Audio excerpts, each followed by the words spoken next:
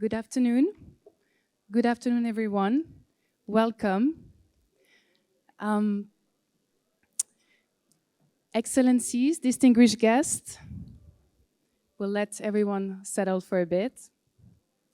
I will be moderating this afternoon's session on new alliances in the global energy order, and in particular, its implications for the global south.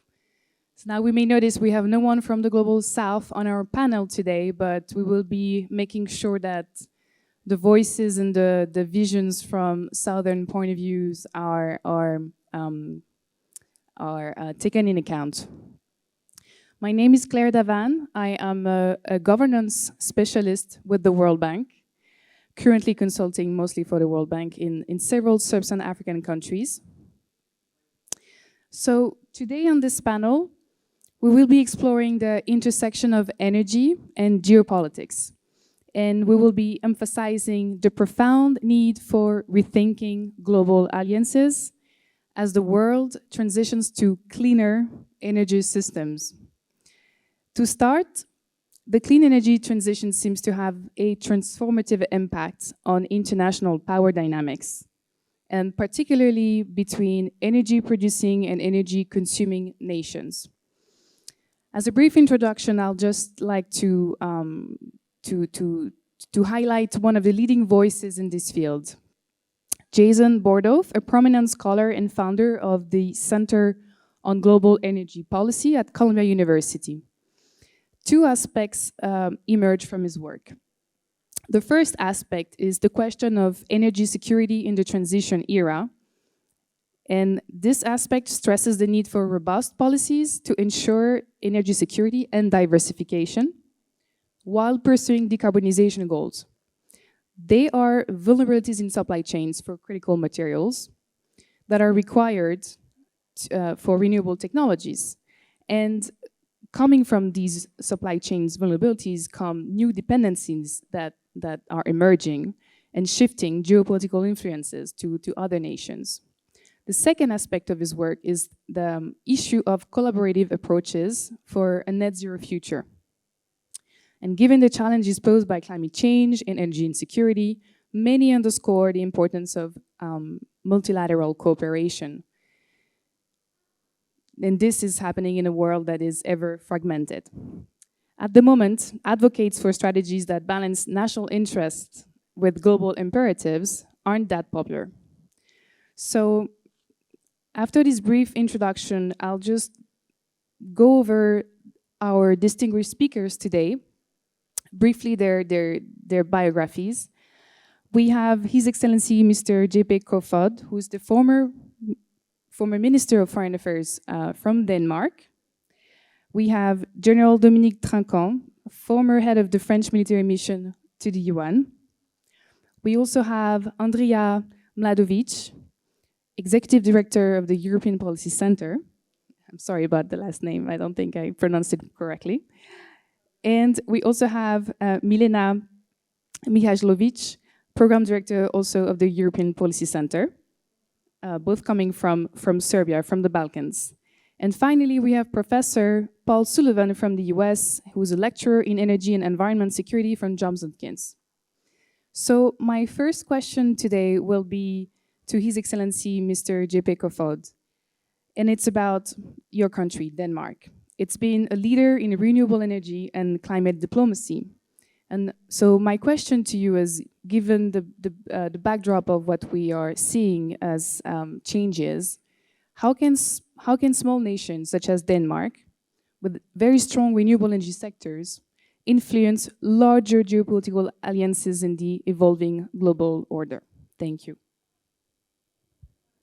Well, thank you so much, Claire, and thank you so much to the Amadeus Institute and organizers for inviting us to this very important discussions. I wanted to say just a few things on your question, Claire. First of all, when you come from Denmark, it's not a new thing at all to look at energy security. I mean, we all experienced the oil crisis in the 70s, and at that time, we remember that, some remember that we had to we had to find ways to cope with it. And what Denmark did, we went to the North Seas and we started extracting oil and gas. Unfortunately, when we divided the sea border with Norway, we gave them too much of the sea, so they got the biggest chunk of the gas and oil fields in the North Seas. So Norway today is providing 1/3 of the energy needs in Europe. Denmark could have done that if we didn't negotiate, if we had negotiated a better deal at the time. Anyway, so what I wanted to say is that then we started to transform in the 90s to renewables, as you alluded to. Also with two purposes, of course, to ensure energy of supply. And that is, for any country, fundamental, of course. That's core national security interest. But also because we see the advantages of clean energy. And if you look at the electricity generation today, you can see that wind turbines, by scaling and technological development and innovation, they are one of the cheapest way, together of course with PV, to produce electrons. And we take advantage of that in Denmark. We have a lot of wind in the North Sea, so we replace gas and oil extraction with wind harvesting of energy, now building a grid, of course, of that. And I wanted to say, you are asking what we can do globally. What we can do globally is to showcase, as a smaller nation, but any nation with the right conditions of wind and solar and other forms of resources, that they can become energy secure. And also that today, I would say, it's also about having a systemic approach. It's not only generating energy from one source, it's how you build a kind of comprehensive energy system. For example, in Denmark, in all of our major cities, we have combined heat and power systems with district heating. So we utilize the energy that we produce both for electricity and for heating, and we do it in a way where we bring costs down for the households and the industry. And that's one of the ways that you can do it. But we are now, I think, in a very dangerous moment, and I will stop here with that last comment, because we are in a dangerous moment because we all knew what happened with this big strategical mistake of Europe, with Germany in the forefront, by being dependent on Russian energy, gas in particular. Now we're repeating the huge strategical mistake that we did by being much too dependent on one country. Not a handful of countries like in OPEC, but on one country when it comes to what we can call the mineral economy, energy economy, because we're moving from fossil economy to a mineral economy where we need critical raw materials, rare earths that are processed in our energy systems, for our batteries, for our grids, for our transformers and so on. And one country is now critically to that, is China. I think in the world that we are in right now, I think it's very dangerous that we are not taking this seriously. So when we talk about a new global energy order, we need to find a way to take away energy as a weapon that can be, or as a source that can be weaponized against us, like Russia did against Europe after the full invasion of Ukraine in February 2022. We can also see when a trade war will start between China and US, and it will start, we can see that China can retaliate by restricting export of critical minerals that will hurt the whole energy system, the mineral-based energy system. So I'm very concerned that we are not moving fast enough, and we are not working closely together. So a country like Denmark is trying to show the way of that, but we are not there yet. And that will be my initial remarks. I look forward to the discussion on that. I would be happy to dig down in this topic, because I think really that we are in a situation now where we want security around energy supply and also energy infrastructure. We want to decarbonize our energy system. And we also want, as a third thing, we also want affordable energy. And just note, in Europe, for example, electricity prices are 2 to 3 times higher than in the US and China, and our industry is now suffering a lot because of that. So we have a triple challenge that we haven't solved, and I'm, as I said, very concerned if we do not take action now. Sorry for this gloomy introduction, but I think it's reality that is out there. Thank you so much, Your Excellency. You highlighted dependencies that can be weaponized, and this leads me to our next speaker, Général Dominique Trinquant. So we talked about these challenges, and from an energy security point of view, it's been a major factor in global geopolitics. How do you see energy resources influencing military strategies specifically and alliances in the near future, especially in Europe and in Africa? And feel free to respond in French or in English. And for those, we do have headphones for responses in French. Thank you. Oui, merci. Et tout d'abord, je vais profiter de l'occasion qui m'est donnée de pouvoir parler dans une des deux langues officielles de notre pays hôte, et donc de parler en français. Et merci à l'interprète qui va travailler. L'énergie est-elle la cause ou la conséquence de guerre, en fait? Est un peu la question qu'on peut se poser. Alors, Monsieur le ministre vient de parler, bien sûr, des conséquences de la dépendance unique d'un pourvoyeur qui était la Russie, avec le gaz et le pétrole, qui a été une erreur majeure, et de la capacité qu'a eu l'Europe, assez rapidement, il faut dire, de changer les tuyaux de sens et d'aller s'approvisionner ailleurs, en particulier avec le GNL, et qui au passage profite plus aux États-Unis, bien sûr. Alors d'un point de vue français, moi je voudrais dire que je suis frappé d'une chose, c'est que il faut diversifier nos sources d'énergie, et on ne parle pas assez de l'énergie nucléaire. La France a eu la chance, grâce au général de Gaulle, de se lancer dans l'énergie nucléaire, d'avoir une grosse indépendance énergie électrique. Et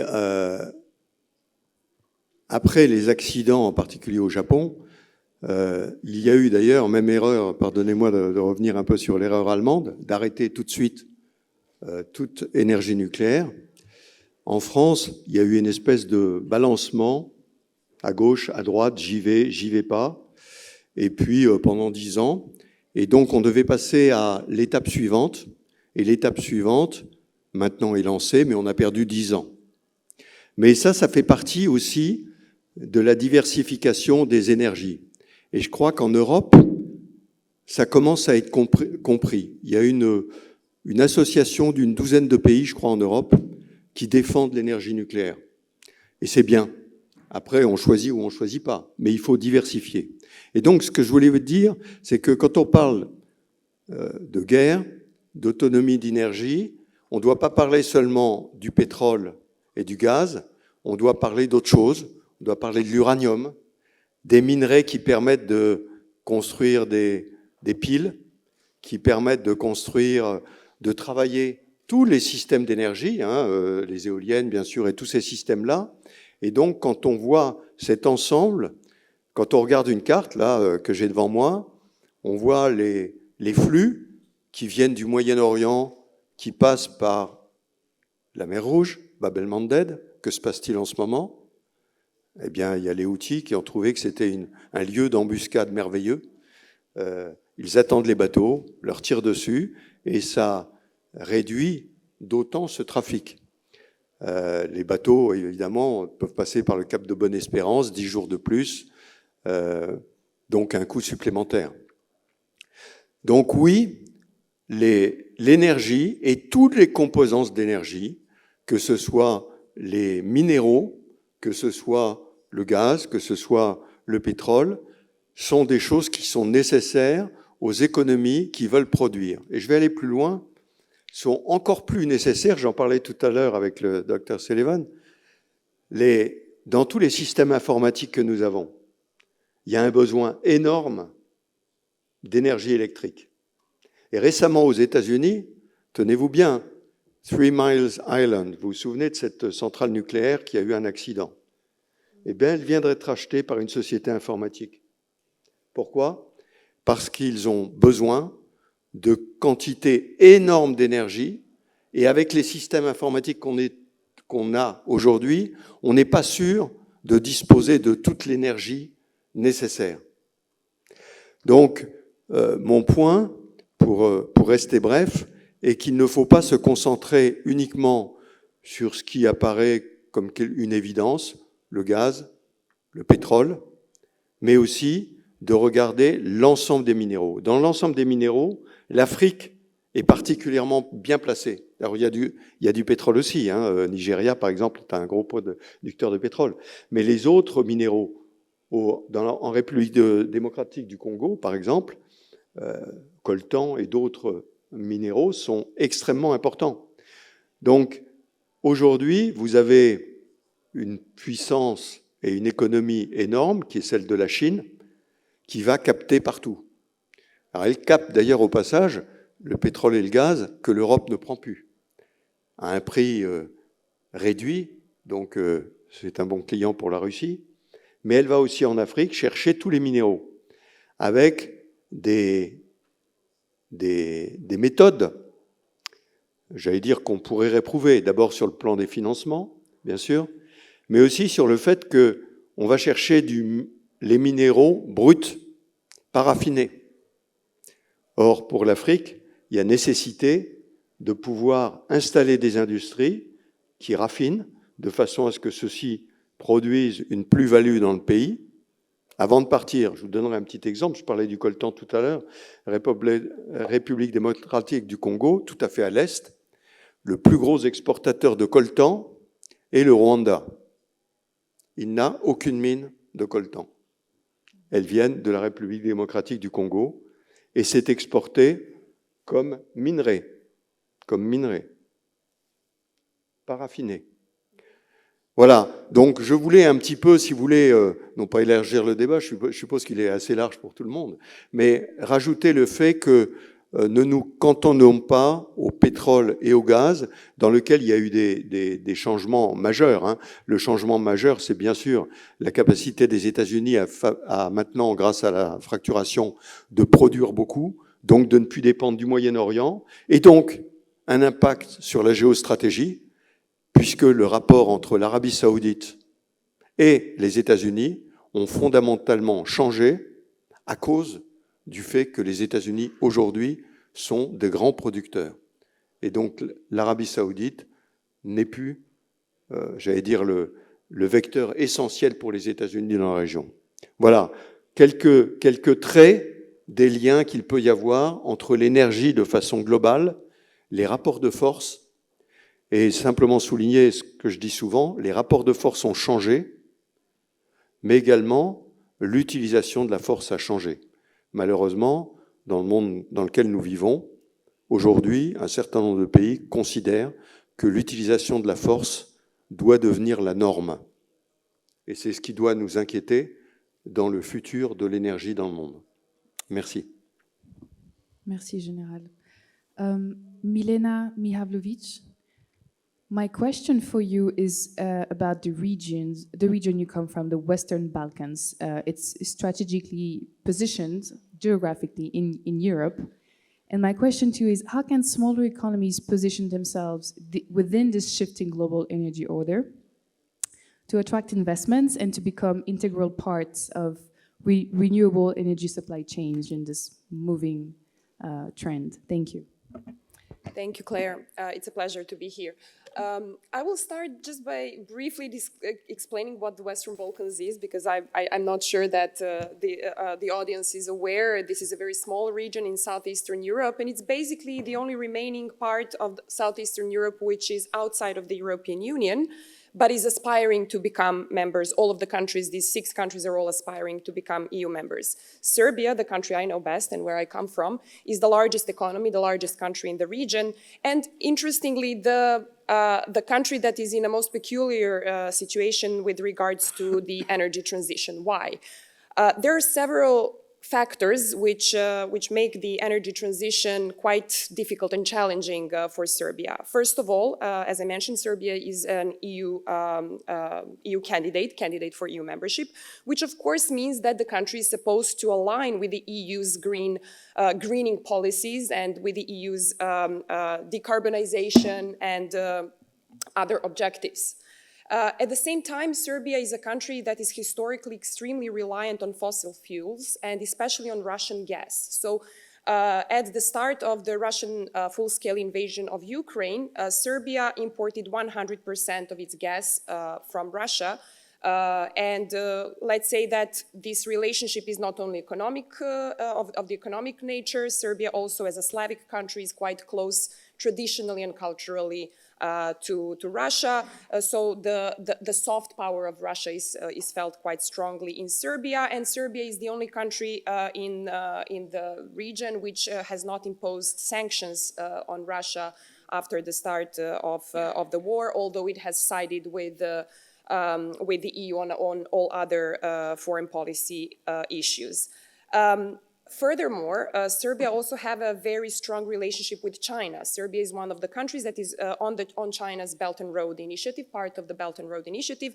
And last year, China actually managed to almost exceed, but actually become equivalent in terms of investments with the European Union in Serbia. And those investments are, to a great extent, investments in the coal industry, in the, let's say, dirty areas of Serbia's economy, which practically poses significant challenges for both the energy transition, but also the environmental impacts and the situation in Serbia. Finally, and this is probably the most interesting point here, Serbia is a country with one of the largest lithium reserves in the world, actually. So not only in Europe, but also in the world. So the colleague just before spoke about the EU's reliance on China for raw materials. Basically, Serbia's lithium reserves are part of EU's plans to nearshore lithium supplies, and there are very advanced plans to extract lithium in Serbia. Now, what is interesting here is that Serbia is a country that illustrates well, actually, how even when a country positions itself well, and I would say that kind of the plans to extract lithium have positioned Serbia as an important geostrategic player, especially for the European Union in the energy transition. But at the same time, Serbia illustrates well how such plans can go wrong when they are not properly planned and properly implemented. What do I mean by this? First of all, the plans for lithium extraction in Serbia were made with a company, with an international company, Rio Tinto, which is quite infamous for the environmental impact in various parts of the world. Actually, Rio Tinto has not yet implemented any lithium extraction projects, so it doesn't really have a track record in lithium mining, but environmental activists and organizations in Serbia have collected ample evidence of the disastrous environmental impacts that Rio Tinto has left in countries in Africa, but also in various regions in Australia and other parts of the globe. Now, interestingly, Serbia is the only case where lithium mining and generally mining would be done in a densely populated area and in an area where agricultural production is extremely developed. This part of the country is very rich with underground waters, and there are serious dangers that these underground waters, which actually don't supply only that region, but a large part of the Serbian territory, could actually become contaminated due to the extraction of lithium. Moreover, and you know, these just kind of layers, there's a layer on top of a layer. Lithium extraction in Serbia would be the only case where lithium would be extracted from an ore called jadarit, which is very unique to Serbia, which requires huge amounts, tons of sulfur acid in order for lithium to be extracted from this ore. And actually nobody has done it before.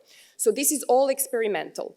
Now, this is all just to explain how we got to a situation where plans for lithium mining have become one of the biggest political issues and societal crises that we have had in decades in Serbia. Serbia has seen major environmental protests and very numerous protests, and the environmental organizations and activists are, let's say, have managed to persuade the population that despite the potential economic gains, despite the fact that lithium mining could position Serbia as an important, well, at least European player, if not a global player, that people are still opposed to this project simply because the plans for lithium mining were made in a secretive way from the very beginning without proper environmental impact assessments. And furthermore, the fact that Serbia has a government which is not really the best case of democracy that you can find in Europe, and with high levels of corruption, this has meant that the very low levels of trust of the population in the government institutions, so weak institutions, low level of trust, as well as the poor and very negative track record of the company have all played together to create basically a social bomb in the country. Now, of course, we will see whether the project will proceed as planned. It was already stopped once in 2022 after the first round of major protests.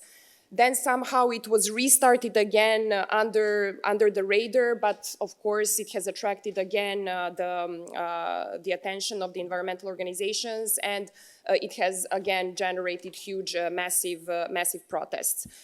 This all goes to say that countries that do intend and do have the position or do have the preconditions to play an important role in the green transition need to be really, the needs and concerns of their populations need to be taken into consideration. Because actually what the EU, because this lithium is mainly needed for the European Union, of course, also for the Serbian economy, but it is the EU economy that is going to benefit the most. They need to take into account that the population living in that part of the country, but also in this case, as I mentioned, because of the underground waters and all other concerns, also a larger part of the Serbian population are expected in a way to make a sacrifice for the green transition. And I think that this illustrates the need to ensure proper consultation of the local populations, to ensure a just transition, which is something that the EU is very strong on when it comes to words, but not as strong when it comes to actions. The EU has its internal just transition mechanisms and programs, but these need to be extended to countries such as Serbia, which are expected to make this kind of a sacrifice. Now, of course, I personally cannot say whether this could even help because, again, technologically speaking, it is very questionable whether this project can even be implemented without significant negative environmental impacts. And this is something that the EU now, I think, has to seriously work on to ensure that the guarantees that it offers to the Serbian population for the extraction of this lithium, that environmental guarantees are not only given in words, but that they're really turned into action, that they help ensure the observation of the highest environmental standards in the implementation of this project, and to try to minimize the potential negative impacts. I would just also mention for the end that Serbia is, of course, implementing various green energy projects, including wind and solar, of course, and gradually increasing the percentage of green energy in the overall energy supply. Traditionally, Serbia is very strong because it lies on the Danube River. It is very strong on hydro as well. But just a couple of days ago, the Serbian government lifted for the first time since the 80s, so when we were still the old Yugoslavia, it lifted the ban on the production of nuclear energy. So practically this means that the government is already, and this is something where the government has signed an agreement with France, with the French Republic on the development of potential small modular nuclear plants. So the government is implementing various measures to increase the supply of green energy in the country, but I think that the lithium will remain one of the, let's say, key divisive points in the country, and I think that it is a very important case to study and to follow, to see how the societal and environmental effects will be taken into consideration and how they will be managed in the future. Thank you very much for this, for giving us a very clear picture of what these regional dynamics in the energy sector look like for a country like Serbia, which is on the periphery of Europe and very close to Russia as well. And thank you so much for this deep dive. And I want to take this opportunity to ask your colleague also from the European Policy Center to zoom out a little bit and to just give us a greater understanding of what the European objectives and goals are in the energy sector and in the just transition. If you can just give us a bit of a clearer a picture at the European level to better understand this case study from Serbia. Thank you so much. Thank you. First of all, I would like to thank organizers for inviting both Milena and me to participate in the panel. So basically, one of the most important issues of the European initiative of the EU, let's call it that way, is to basically make as many regional energy initiatives as possible, because without strong cross-border collaboration, it is quite impossible to participate efficiently in these energy security topics. So basically, the European Union has been pivotal in Serbia's energy transitions, particularly through this reform and growth facility, and this program basically pushes reforms in country candidates by providing them as well some incentives through favorable loans and also grants to conduct these reforms. Serbia has in front of Serbia there are currently 17 key reforms in the energy sector, and is currently working quite hard on meeting EU standards, and also in order to access what is, I think, 1.6 billion euros in grants and these loans that I mentioned. And the whole idea is basically to ensure a more liberalized and sustainable energy market. But the EU's financial and technical support does not only advance Serbia's green transition, but also ensures certain geopolitical stability by reducing reliance on monopolistic energy sources that Milena has just mentioned earlier. Because Serbia, for example, had over 80% of its gas was basically imported from a single source, or Russia, in other words. With this, by incentivizing countries to connect, and by incentivizing candidate countries also to connect not only among themselves but also with Europe and with help of Europe. For example, Serbia managed in only a couple of years to see what was kind of a wake-up call. And when I say wake-up call, I'm referring to geopolitical tensions in the war in Ukraine. So after that, with aforementioned incentives from the EU, Serbia managed to a certain extent, embark on a journey of energy diversification. And one of the key milestones was basically opening a gas interconnector with Bulgaria, which is our eastern neighbor and the EU member country. And with this gas pipeline, which is around 170 kilometers long and which is operational since last year, now we have access to basically to the gas from Azerbaijan, which is, I think that the capacity of the pipeline is around 1.8 billion cubic meter per year. Now, not only that, but using that pipeline, we can also access LNG from the Greek port of Alexandroupoli, Greece being again an EU member. And then again, at the same time, we're also, the country decided to build another gas interconnector with another eastern neighbor, also a EU member country, Romania. And with this, we would be able to access gas from the Black Sea.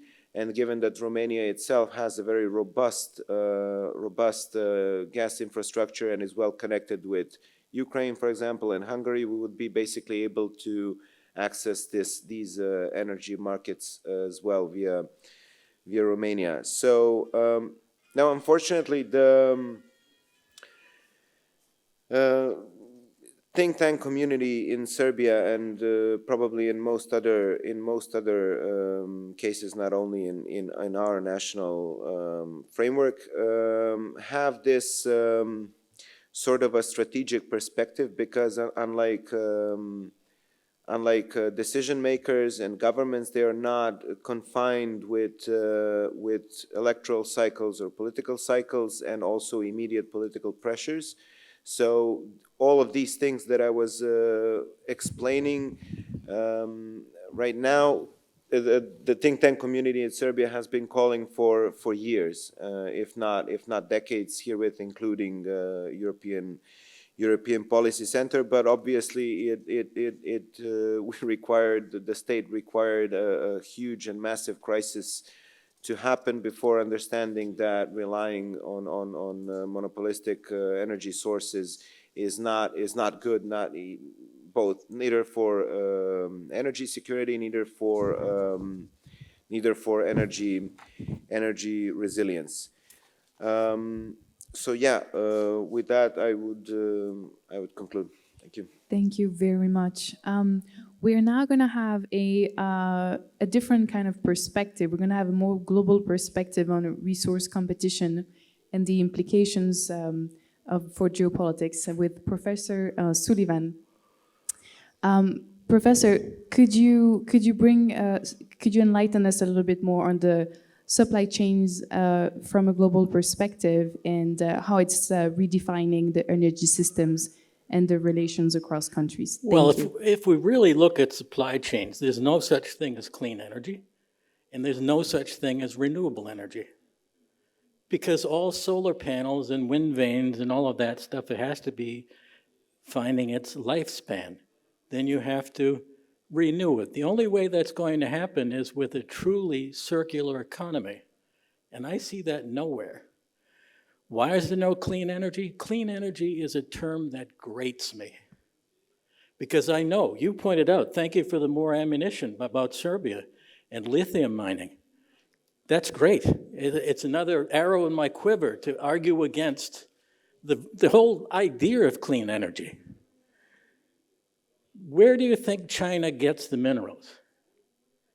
Africa, Latin America. What do they do with that land and the people of those countries? Of the Democratic Republic of Congo, how many of the kids end up to be slaves in what is now known as blood cobalt? The DRC started to be exploited during the time of King Leopold of Belgium. You know the whole story about how the Congo started to chop with the hand? No, it was Leopold that started that. And energy companies who claim to be clean don't listen to them. Of course, it's now the given religion that there's clean energy and that there's renewable energy. The only really renewable energy is Mother Earth and the sun. And not even that is fully renewable. because the sun is essentially one big nuclear power plant, fusion plant. And you talked a bit about how Europe made a mistake on natural gas from Russia. Well, we have our own Russian mistake that is barely talked about.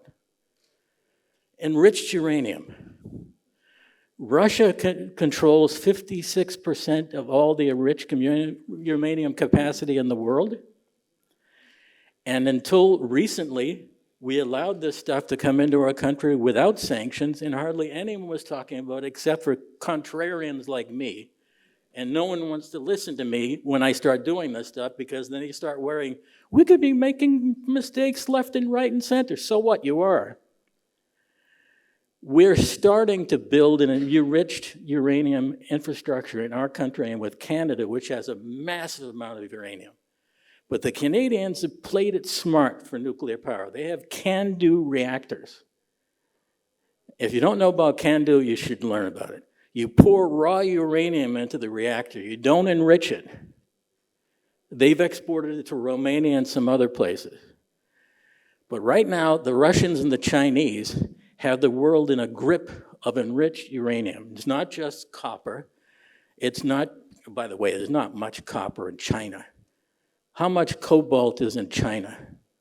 The cobalt is in the Democratic Republic of Congo, being exported by Rwanda by a bunch of corrupt people. Sorry, I'm being realistic here. And most of the stuff coming into Europe that everyone claims is clean energy from China, and that's why we're so friendly with China, is not clean, and it's not even from China. And also, these things are created with coal. China creates solar panels, wind vanes like the ones in the mountains here, using coal. Is that clean energy?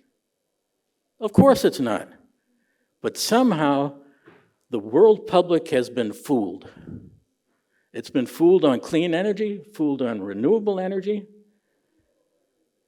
The cleanest, safest energy, no, I don't say clean, the cleanest and safest energy is actually nuclear power, given the amount of electricity that's produced by what you put into it. We would not have the climate problem today that we have if we weren't anti-nuclear after the Chernobyl event and other events. We would not be pumping CO2 into the atmosphere, or methane, or anything like that. You don't do that with the nuclear energy proper. And the nuclear energy supply chain, there's some of that, but it's shway-awi, very small. So we have to get realistic about the supply chains, what's clean, what's renewable, and stop the fraud. And why is it that you don't hear about this? Because a whole bunch of people are making a whole bunch of money saying, oh, we're selling clean energy, invest with us, give us subsidies. We have something called the IRA, the Inflation Reduction Act in the United States, which is focused on giving $600 billion in subsidies to clean and renewable energy. I'm waiting for the court cases. The court cases of massive subsidy fraud that will happen. If there are any lawyers in the audience, if you're using the term clean energy and you're not clean energy, what does that mean? You're dishonest. And I know this is contrary. I don't care. This is me.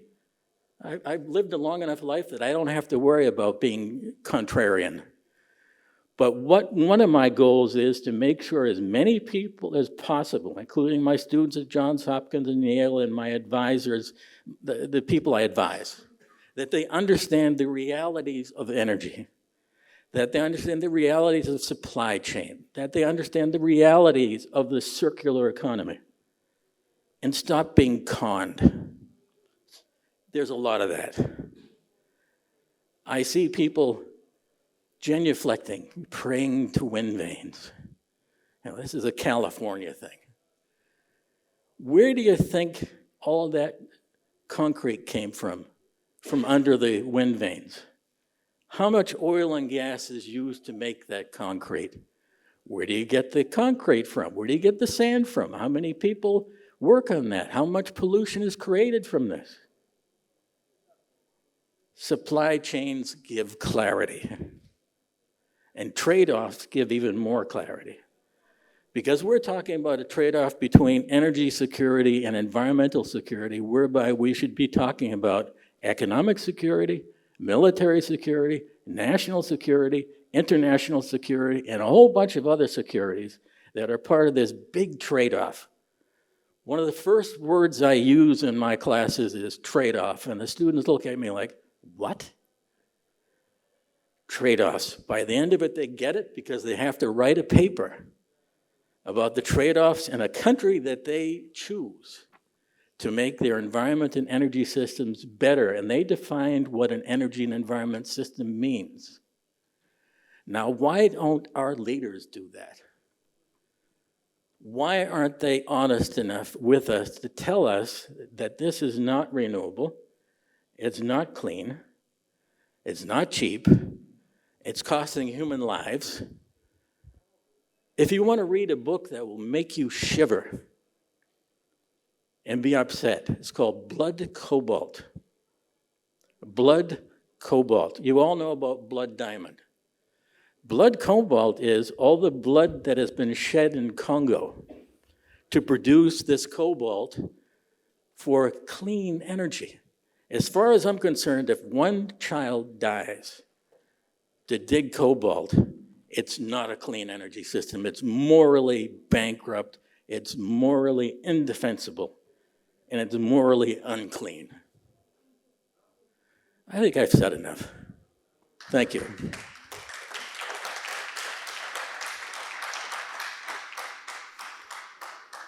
Thank you, Professor. I can't help but wonder what you may think of this circular economy, concept, and whether or not there is real renewable energy or clean energy. Thank you. Well, I certainly agree that you have to calculate the total production, including all part of the value chain, when you see what is the footprint of when you produce a wind turbine or a PV panel or whatever. But I think if you look at it, and it's the experience from Denmark, we built the first offshore wind farms in the early 90s, and they are still there. They have been generating electricity for 25, 30 years. And if you look at that amount of energy they have generated after they were produced and compare it to the energy use of production throughout the value chain, it's actually a quite good. It's very small fraction of the energy that were used for producing these wind turbines. I want to emphasize. I very much agree with what you said about the cobalt and DRC, and I think we are fooling ourselves now. I was trying to also to allude to China because, if you look at the value chains for critical minerals and metals, it's opaque. The whole, you can't see what's happening in the different, and it's full of corruption, human rights abuses, dodgy businesses, and I don't understand why we who say we want a high standards and transparency and ethical business, that we do not do anything about that. And one of the things that I personally think it will be good is to, for example, to do the deep sea mining. And now it sounds very controversial, but why, if we look globally, we need metals and minerals for fueling the new green energy. I will not call it clean, green energy, okay? Where do we get all these resources from? If we continue to do it on land, we will have more troubles in DRC Congo. We will see Indonesia. You can see it from the space now. You can see how the extraction in Indonesia industry is destroying rainforest, destroying people's livelihood, polluting. So we have such a scarce resource on land. Why don't we look for other places where we will do it, of course, in the most environmental friendly way, But, for example, take polymerical nodules from the deep sea and use it for our energy production. They have all the metals we need, but we don't do it because we are so afraid of comparing where do we do most or least harm. So agreeing on this trade-off discussion, we need an honest discussion on trade-off. We don't have it today. If the Western world wants to control its energy supply chain, they would go for deep sea mining. They don't. Who don't go for deep sea mining? China is. Now also India is doing a lot of research on that. Europe is just saying no. And US is not even part of the United Nations Convention on the Law of the Sea, so they are not really engaged, even though they should be. So I agree, we need honest discussion if we want to secure our national security interest, but also produce energy in the most efficient way, and we are not doing it today, I think. Yes, of course, go ahead. The greatest source of minerals in the ocean is the Clarion-Clipperton Zone in the Pacific. And we have not studied the habitats there. We have no idea what this will do to whales or things like this. And we're just going to go in there and tear up the ground. To understand what's going on is there are a whole bunch of nodules that have mixed minerals in them. And they're dug up, dragged up, or suctioned up like a big vacuum cleaner. And that damages habitats. We don't even know what the results are. We'd better study that before we start tearing up the ocean, particularly the deep ocean, because this could change tides. That could directly affect your country if they start doing it nearby. But mostly it's going to be out in the middle of the Pacific, and it's mostly going to be with a Canadian company called Teck. And the Chinese are involved. We were involved for a while, and we just let it disappear. We had a contract, and okay, we're not going to do this now. This was under another administration. One of the weaknesses of our way of doing things is, if we have a weak president, we have weak policies. And it just stays forever. We can't correct it. But yes, there are sources in the deep sea. There are sources close to us, sand, for example.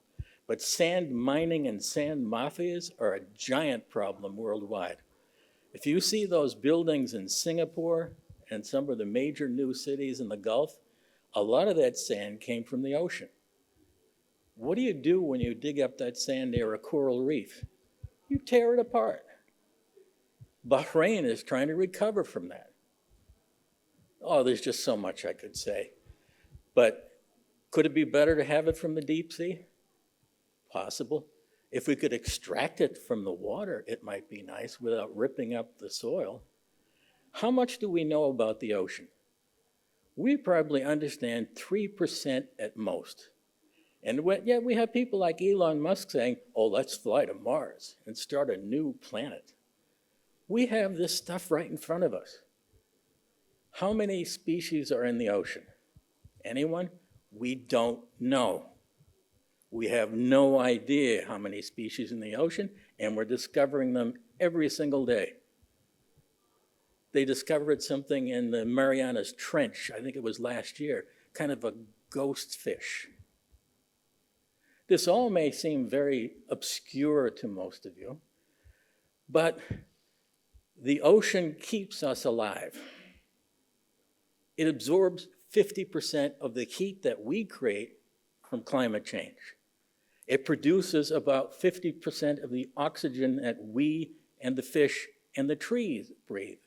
So we'd better be careful if we're going to tear this place up. We should have been doing that a long time ago. Sorry, my foreign minister friend, but you'll have... But I just want to say, I'm not arguing about that. I mean, I am in the forefront of science and environmental protection. But I'm just having a problem that we cannot compare like horizontally. Where do we do least harm when we do extraction? Is it to go to DRC Congo and do cobalt mining? No, it's not. We know there's a lot of human harm and a lot of other harms. In Indonesia, we do it also on land, on rainforest. Biodiversity is destroyed every day. We need to be able to be more careful how we do this. That's my, and I don't want to, I mean, I know the Clarion-Clipperton Zone. And maybe, okay, if you extract from 5% of the zone and leave 95%, will that be better than cutting the whole rainforest in Indonesia? Maybe. We need to do these discussions, because if not, we are not honest. We're just continuing, as we always have done, destroying our nature. So I think we agree. I just think we need to be more honest. Yeah, I really like this point that you made, both of you, that we need an honest discussion on trade-offs. And I want to hear, General Trinquant, your thoughts on this discussion and that just happened. And also, if we think of the nuclear, because ecologists are very divided on whether nuclear energy is I would never say clean or green, but is on one side or on the other side. But I'm curious to hear your thoughts on the supply chain and on the whole evaluation of it. And if we take massive major accidents out of the equation, is this the kind of, could this be part of the trade-off? That's my question. Thank you. Vous me permettrez d'aborder le sujet de façon un peu biaisée et de mettre en opposition ce que j'appellerais une mode et un mouvement et de la recherche fondamentale. Je vais vous donner un exemple. La décision du Parlement européen de dire qu'il n'y aura plus de véhicules thermiques en 2035, qu'on va passer à la voiture électrique, sans aucune mesure de conséquence sur l'emploi, la capacité des techniciens et la porte ouverte aux voitures chinoises, dont la production, comme le disait M. Sullivan, peut poser question. La production de voitures chinoises électriques ont des facteurs de pollution très importants, à la fois pour les batteries, pour le fait qu'il faut les transporter quand même, pour les amener. Donc ça fait partie d'un mouvement où pour dire il faut être clean, propre, on prend quelque chose qui touche immédiatement à la vie de tous les citoyens avec des conséquences dramatiques sans avoir mesuré si l'échelle temps, par exemple, était la bonne. Pourquoi 2035 ? Pourquoi pas 2037 ou 2034, j'en sais rien. Ça, c'est le premier sujet. Et le deuxième sujet, un sujet dont je reviens un peu sur le nucléaire, pardonnez-moi, mais la fusion nucléaire. Le projet ITER. Voilà un projet sur lequel tous les pays du monde travaillent depuis plusieurs années pour essayer d'avoir la source d'énergie. Et ça, c'est assez extraordinaire, parce que dans ce projet, vous avez des Américains, vous avez des Chinois, des Russes, des Européens. Au passage, le projet est sur territoire européen, enfin en marge de la Suisse.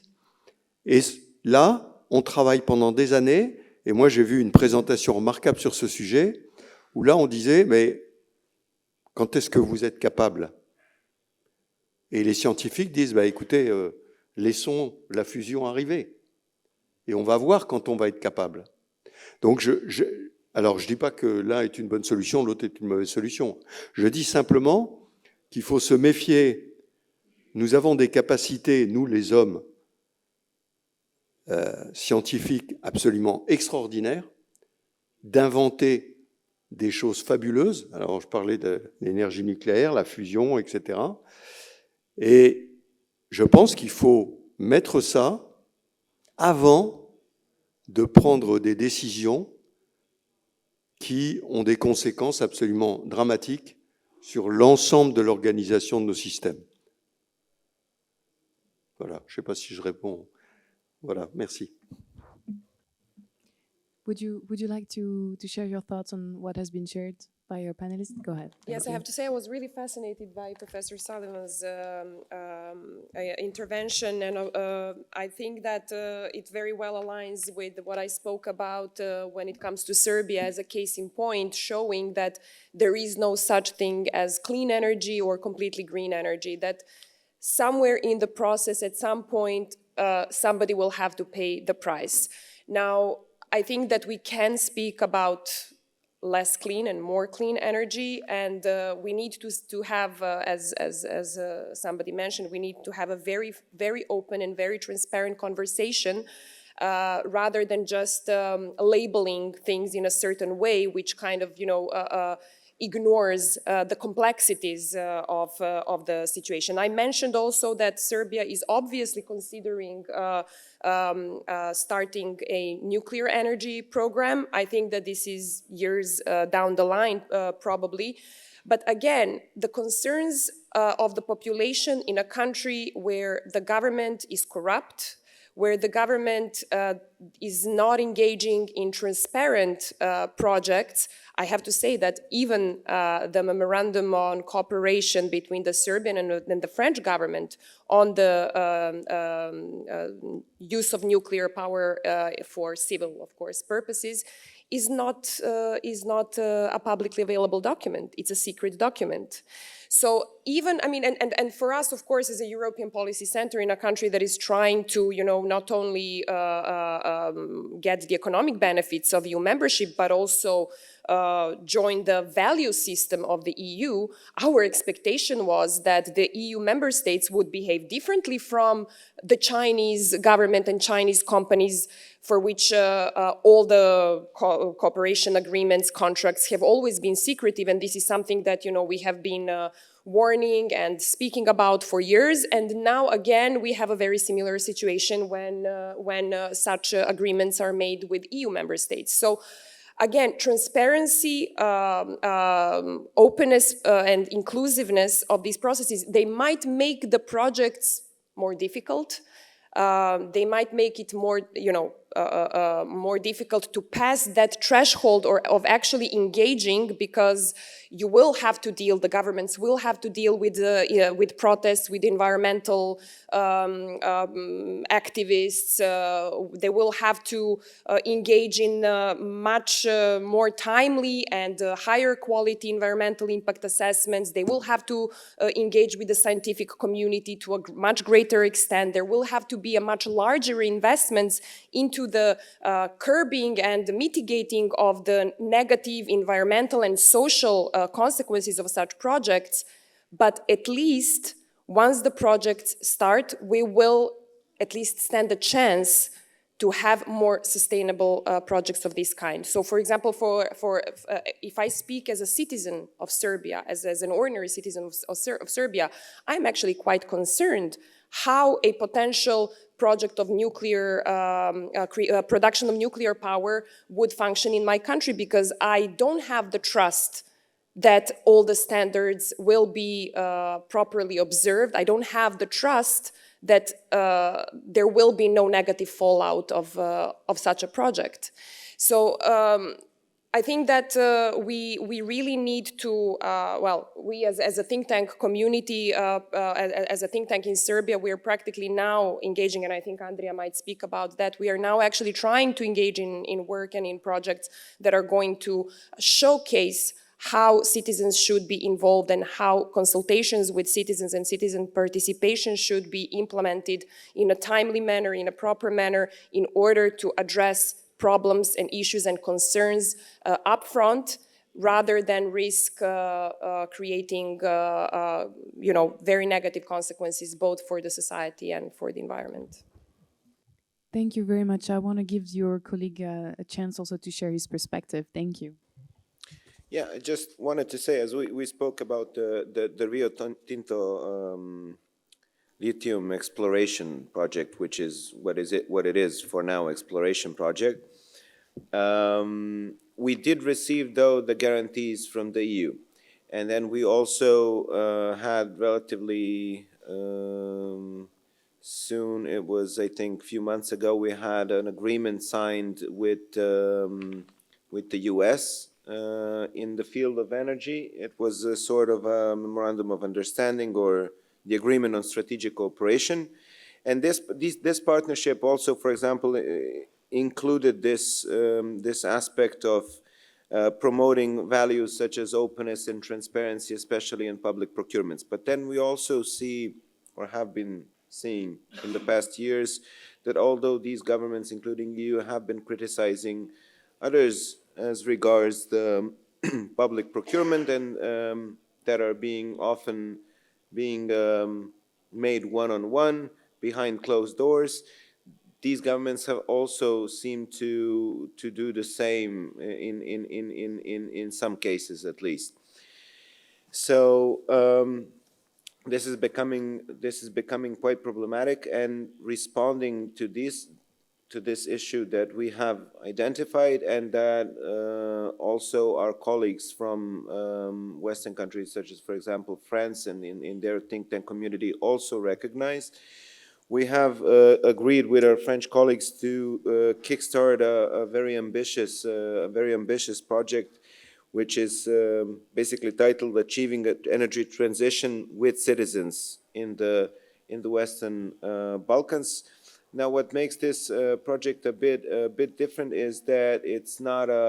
We have already been pre-selected for the financing, and now we have time. We will have at least a couple of months to write down the project and actually come up with a very deep idea of how we want to involve people and citizens in energy projects without seeing backlashes like we've seen in the Rio Tinto lithium exploration protests that have been running wild for years now.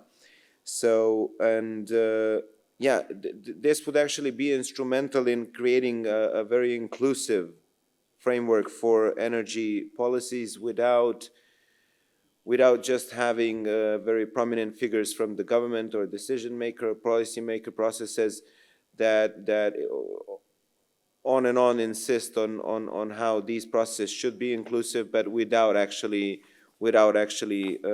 consulting with citizens. So hopefully we will be lucky with this, and we will be able to both identify good practices on this issue worldwide, and then try to promote them in the Western Balkan with the help of our partners from France and other EU countries, and then also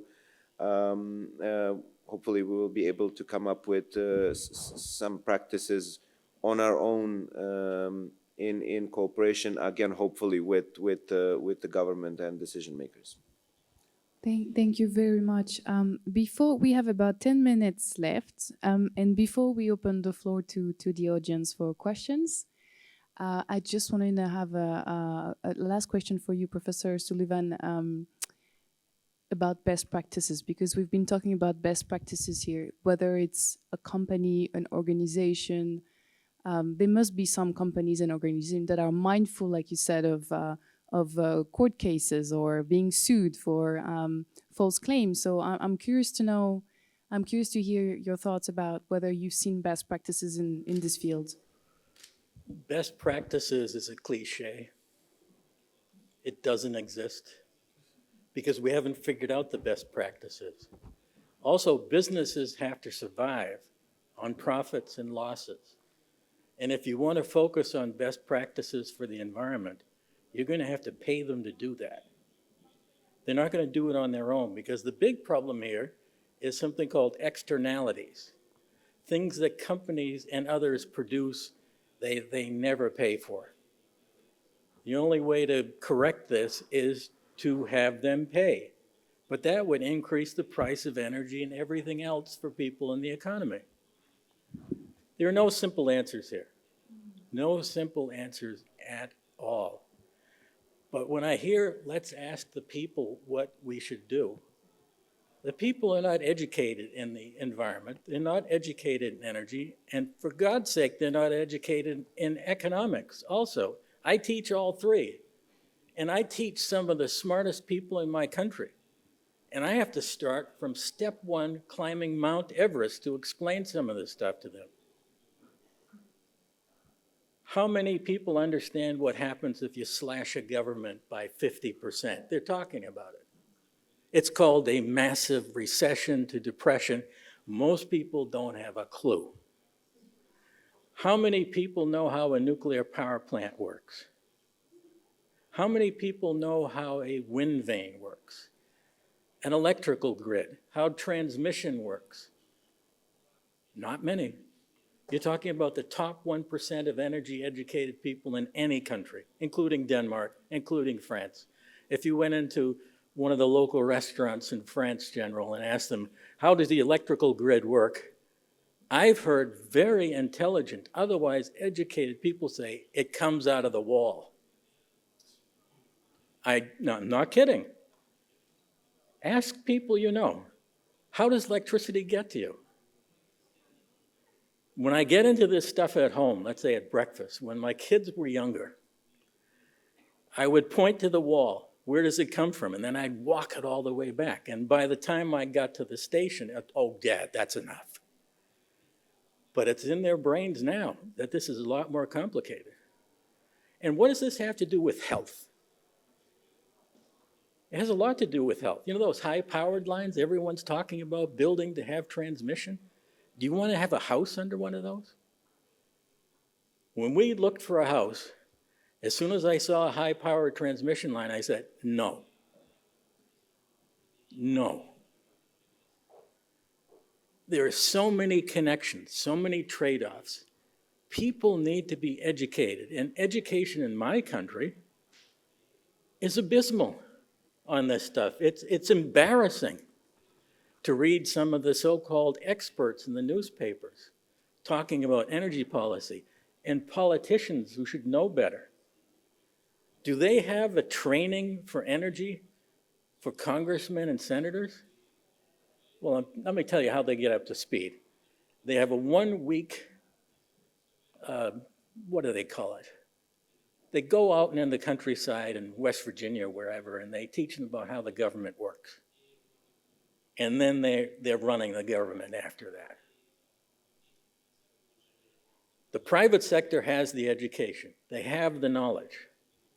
That should be used. But if it's that difficult in my country, imagine what it's like in countries that have even lower literacy. And let me tell you, functional literacy in my country is about 45%.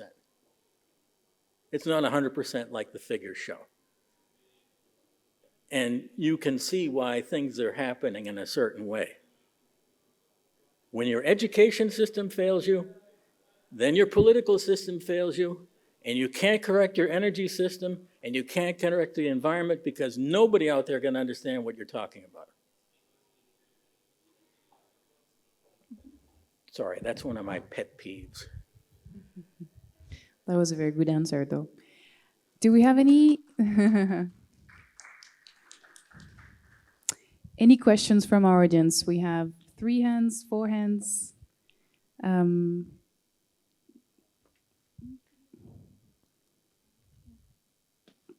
Only 1 microphone to share.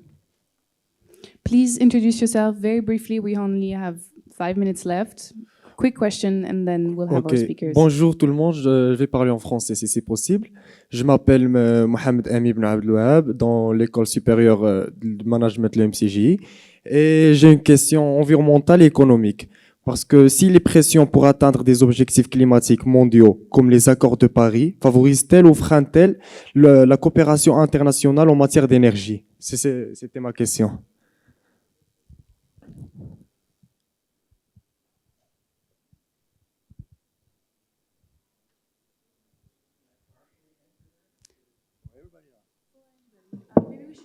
My new president is going to take us out of the Paris Agreement. Yeah, let's take all the questions and then we'll respond as much as we can. Hello, my name is Khalid Naguib from Hydrogen Egypt. And I just wanted to tell the panel that flashing behind you is Putin meeting Xi Jinping and Putin meeting Trump. I don't think you realize that. The second part of the question is, it's called MEDays, the Southern Forum. So in Egypt, we need just transition. We need solutions that work for the South. So we haven't talked about that, but I guess we can. Well, my friend from Egypt, I lived in Egypt for many years. We can talk about it. There's a lot you can do.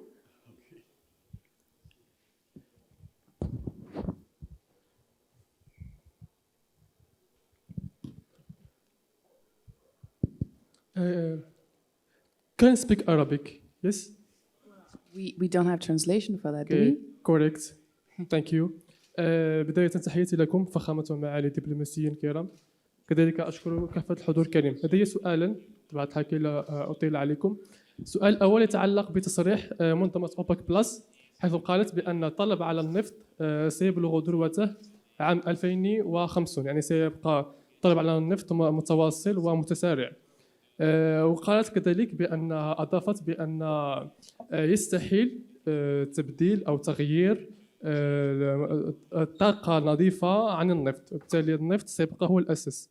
كيف ترون أنتم باعتباركم خبراء في هذا المجال، كيف ترون هذا التصريح؟ هل هو ضرب لمجهودات الدول حيال الانتقال إلى الطاقة النظيفة، أم أن على الدول بذل مزيد من الجهد من أجل يعني الوصول إلى الطاقة النظيفة بشكل قوي، وبالتالي التحييد عن الطاقات الأحفورية؟ هذا السؤال الأول. السؤال الثاني بخصوص مؤتمر ريو دي جانيرو في البرازيل هذه السنة. قالت الدول المتقدمة بأنها ستخصص أكثر من 300 مليار دولار لدعم الدول النامية. أنتم طبعا الحال في نظركم أنتم كخبراء هذا طبعا الحال من أجل أن الدول المتقدمة هي التي يعني تلوث البيئة بشكل أكبر. هل هذا المبلغ يعني هل يمكن اعتباره يعني بمثابة صكوك غفران للدول النامية، أم أن على الدول النامية بهذا المبلغ أن تبني نفسها وتقوي نفسها في مجال الطاقات المتجددة وأن لا تعتمد على دول متقدمة؟ هذا هو سؤالي. شكرا لكم. Thank you for your question. Maybe we can start answering those questions. Please go ahead. Yeah, I think there's a commonality in the questions. I mean, it was asked, do we have the tools to achieve the climate targets? I think yes. If we wanted really to do it, if we embrace technology, innovation, research, knowledge, and it had the fundamental political will to work together on this, we can do it. And I think we also need to apply all forms of energy, including nuclear power, which has been mentioned. That is really a fast way also to decarbonize the energy system if we want to. Also new fourth generation small modular reactors, for example, is very promising. But I think, unfortunately, we don't have we do not have the push for technology development that we should have. China has it in some ways. They produce half of the world's EVs today. They are now taking over, not only they have PV, but they also take over the wind turbine market very quickly, and green hydrogen and so on. They are moving fast.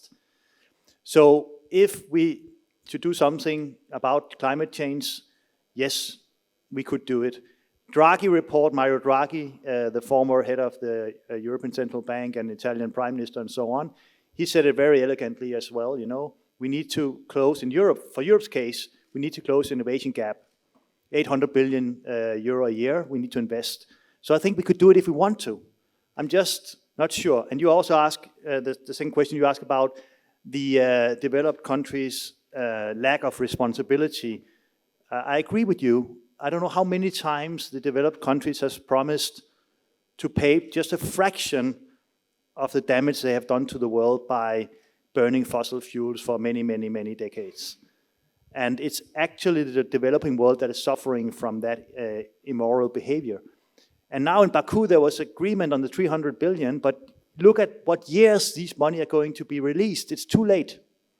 It's too late, way too late. So I think the developed world or the industrialized country, they need to do much more. And I think, being in Africa, being in Morocco, I think, there should be a much bigger cry out from what some call the global south about this, I think, injustice that the rich countries, Europe including US, is not doing what it should do. Thank you. Thank you very much. Please go ahead and respond. Juste un point sur la question que vous posiez à propos de la chronologie, c'est-à-dire le fait qu'on va avoir besoin encore des énergies fossiles pendant un bon bout de temps. C'est dû en particulier parce que, bien sûr, les pays qui sont en développement ne veulent pas s'arrêter en attendant que l'énergie propre arrive. Ils ont besoin de se développer en même temps et donc de consommer cette énergie fossile, bien sûr. Et donc, je crois que je sais que, par exemple, en France, on a un problème terrible avec la société Total, qui dit « je vais faire de l'énergie verte, mais en même temps, je vais continuer à avoir des puits de pétrole, et en même temps, je vais produire du gaz parce qu'il y en a besoin, et qu'on ne va pas couper et d'un seul coup passer à autre chose ». Donc, c'est un peu la question que je posais à propos de la décision du Parlement européen d'arrêter, enfin, de n'avoir plus que des voitures électriques en 2035. Sur quoi reposait cette décision par rapport à nos capacités de transformer avec les problèmes sociaux que ça présente? Donc, je suis d'accord avec vous, on va encore en avoir besoin. Donc, il ne faut pas tout de suite mettre au banc tout ce qui se passe en énergie fossile. Simplement, il faut accélérer effectivement la recherche pour avoir de plus en plus rapidement des énergies qui vont remplacer ces énergies fossiles. And yes, let's go. Yeah, Let's go. I will just briefly say, add that I agree. We need solutions that work for the South, for the global South, if we can use that term.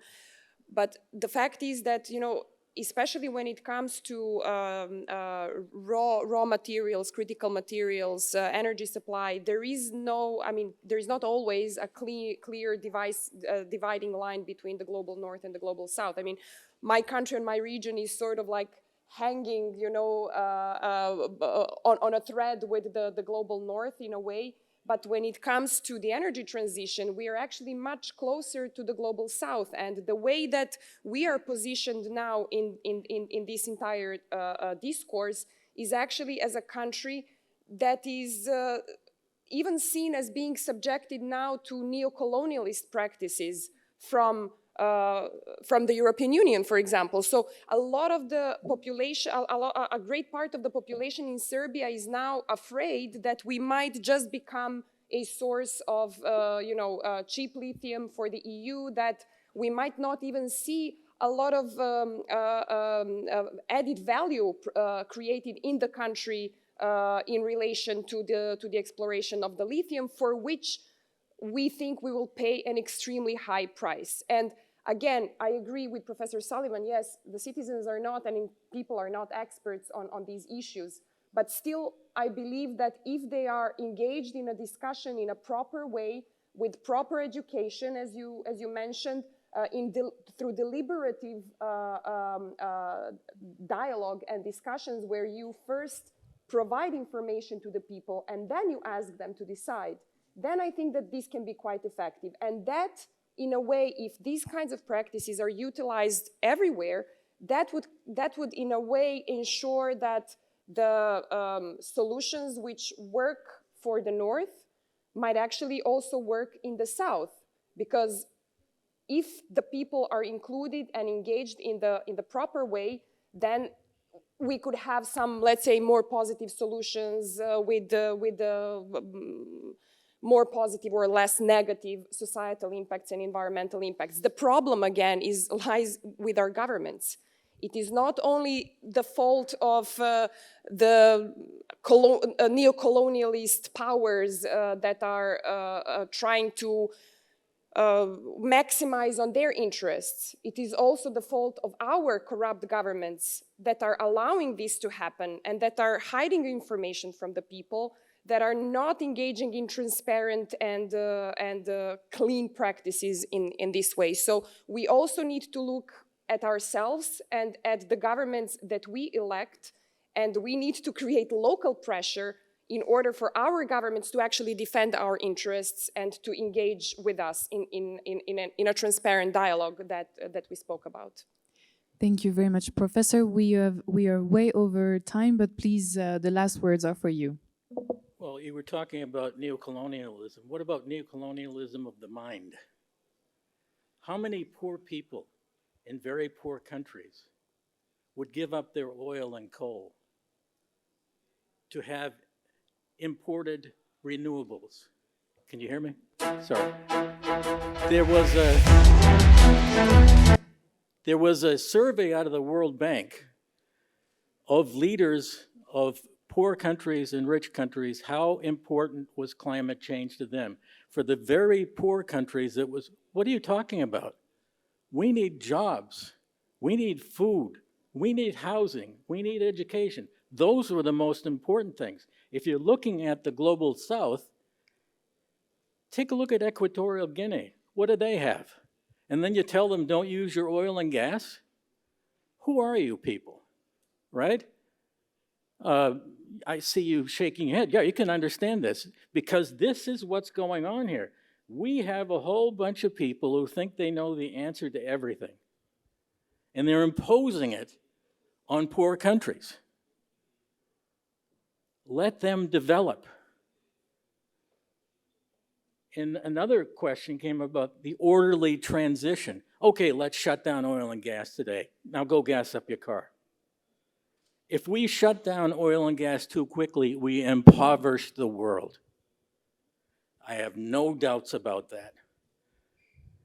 This whole thing, let's go by 2030 to renewables in any country. All right, increase poverty, decrease health, and have massive internal insecurity in your country. Because when people are cold in a cold country, or they can't cool the medicines for the elderly people in a hot country, they're going to get angry. And there are a lot of countries, Egypt for one, that's on the edge, has been on the edge forever. So why don't we put them over the edge? Let's tell them, you have to get rid of all the oil and gas and coal. How do you get electricity in Egypt? Oil, gas. What if you shut that down? What about poverty in Egypt? It would be horrible. So the question is, for an Egyptian, is massive poverty more important than a better climate? That's a massive trade-off. I don't think any Egyptian would agree with that last statement. And I know Egyptians well. They don't need another revolution. I invite you to keep this conversation for later, but for now we'll have to close the session. I want to thank our distinguished speakers. Thank you very much. Thank you to the Amadeus Institute for having us today, and for all the organization and all the staff. Thanks, everyone.